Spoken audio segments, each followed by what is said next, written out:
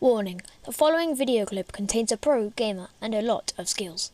If you have never seen this amount of action, then watch on and discover the awesomeness. If you like the commentary and the gameplay, then leave a like and subscribe to our weekly gaming channel, which is Demolisher 10111. Hello guys of YouTube, this is me Demolisher 10111, and today I am doing something a little bit different, because I'm reviewing the film, or the newish film, Guardians of the Galaxy, which is an awesome film and I recommend you go see it. Okay, be serious. If you are only going to go and see the movie because Vin Diesel is in it, yes he is, don't, because he hardly does anything and basically, well, no, not basically, literally, the only 4 words he says is, I am Groot. So it's I am and Groot. And at the end he says, we are Groot. So 4 words, we, Groot, are, and I. That's literally all he can say. Okay, yeah, he says we are Groot at the end when, he says it to his best friend, Rocket Raccoon, when he sacrifices himself. But he lives, I don't understand this. But he lives, at the end of the film, by Rocket Raccoon, or as I'm going to call him Rocket for now, because it's shorter, by planting a twig of Groot, when he dies, and he regrows again in a plant pot. And at the end of the film, we actually watch a few quite funny clips, about how the, little baby Groot grows back again. Like, it's quite funny, actually. Sorry. And if you read the cartoons or the comics, then you'll realise that when Groot gets hurt, or a piece of his body part, then gets chopped off, he can regrow parts of his body. Okay, now we'll get to the basic story of the film. As usual in Marvel Studio films, there are bad guys and, well, you know, they look all powerful and unstoppable at the beginning of the film, but when you get closer to the middle, they some of them, or usually, get some amazing power, and they get almighty. Well, that's what happens. Only the bad guy in this film is Ronan the Accuser, and most of you know, if you read the comics, that he's a really strong character at the beginning of everything, really. Because he's living off hitting people at the head of his in the head of his gigantic hammer, which obliterates them, and then he drinks their blood or something. And that's what he does at the beginning of the film to these humanoid aliens. They look like us, they look like us, but, you know, different colours and stuff and that. Okay, so if you follow this sort of, how should I put this? Okay, if you follow the sort of the set films that are, like, all the Marvel films recently, there have been Infinity Stones, or, huge power sources, but they're called, like, Infinity Stones or something. And I remember in one film I watched, it said there were about 7 or something, and there was the Tesseract in Avengers Assemble. Well, in this one there's another, and I'll get on to saying what that is in a minute. Anyway, there is an Infinity Stone, and it's been consumed by Ronan the Accuser, and he is even more powerful than before, so he's basically, like, unstoppable, pretty much. Basically, at the beginning of the film, sorry if it's going to pop up on the screen, sorry about that, yeah. Anyway, there is an Infinity Stone consumed by Ronan, the thingy accuser. So basically, at the beginning of the film, it explains that the only people or things that can consume this amount of strength are supreme beings, or robots with a huge capacity for destruction, and that its makers are just mindless enough to build such a thing. But anyway, it will kill anything that doesn't have enough power to stop it. And halfway through the film, or near enough halfway through the film, there's this collector dude, forgot what he's called, but he tries to get the power. No, he doesn't. No, that's not. No, his assistant tries to get the power, and she explodes and dies in a horrific blue fireball of alien stuff, and yeah, it's a big bang. In a way, the same thing happens to the Guardians of the Galaxy at the end of the film. But they each hold hands on a cute little team again. It's just classic. Yeah, just a classic. And they harness it and defeat him in one shot. So yeah, if you can contain it, then you're basically unstoppable, as I've already said, and can destroy planets literally with a touch of a finger, or a stamp, or a shoot, or a glance. The only reason they could defeat Ronan, the Accuser, is because the gem gets shot off his hammer with a gun that Star-Lord uses. Star-Lord jumps. Oh wow. Reaches for it. And there is happiness once again. Anyway, in the trailer, you would have seen the 4 characters. One of them is Rocket Raccoon, played by Bradley Cooper.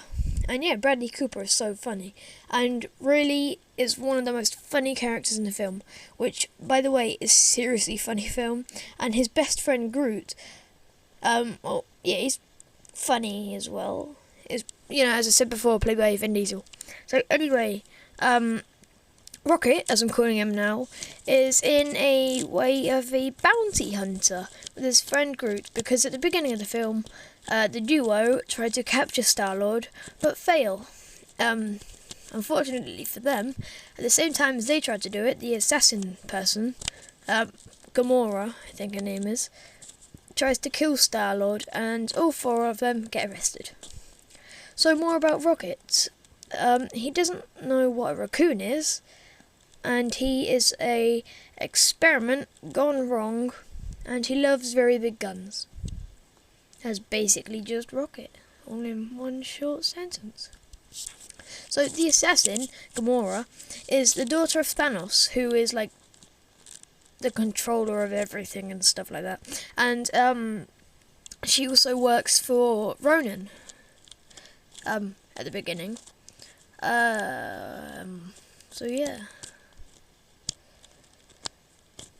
So her father, Thanos, has the Infinity Gauntlet, and he is so powerful and can destroy universes like he did planets and stuff. So Star-Lord has a crush on Gamora, and will do anything to help her. So he saves her life. When something happens, I say no more. So the other person is Drax. I don't know if I've talked about Groot or anything, but yeah, he's just a plant. Yes, I did at the beginning. Sorry, yeah. So Drax, he's a stone cold killer, and a bit of a maniac, as he single-handedly tries to take on Ronan alone.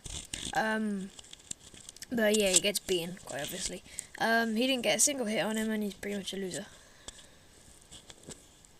Ding, ding, ding.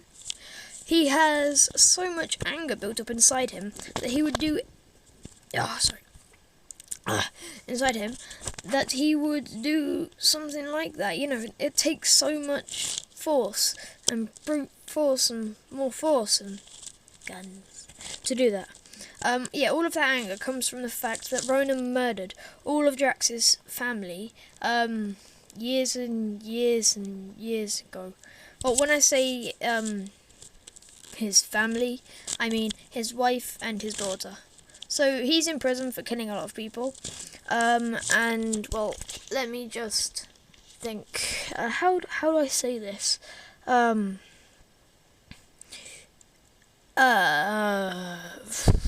to think of a way. When the 4 come in, that's Groot, Star-Lord, Rocket, and Gamora. They make up a reputation by this alien dude stands in front of them. And says, like, "What you doing here, fam?" And Groot just walks in the way and goes, "I am Groot," and basically just sticks his fingers, the twigs, up his nose. That's the prisoner's nose. Out of his ears and eyes and mouth. And that's the thing about the prisoner staying him. The guards on the outside don't care about what happens on the inside. But yeah, the prison, because the guys just can't let them escape, basically. Yeah. So I've almost covered everything but the technology. So at the end of the film, there's this massive ship which Ronan is in.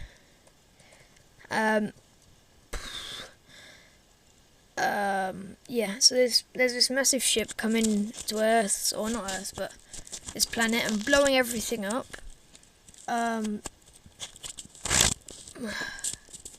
So the planet's military, as usual, come in and try and stop it all, and try to shoot the massive ship, when millions of tiny little ships get launched into the atmosphere, or out of the ship into like the sky and stuff. And that's the thing, the tiny ships aren't trying to shoot down the military. They're flying towards the ground and exploding, blowing everything up in a certain radius.